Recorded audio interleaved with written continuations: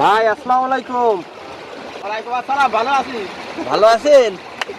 কি মারছেন ওখানে? মাছ পাচ্ছি। মাছ? মাছ মাছ। এটার কি জাল বলে? খেলা জালি। কি জালি? খেলা জালি। ঠেলা জালি। ঠেলা গাড়ি। ঠেলা জালে মাছ আসছে। ওই পুঁটি মাছ টাকি কই।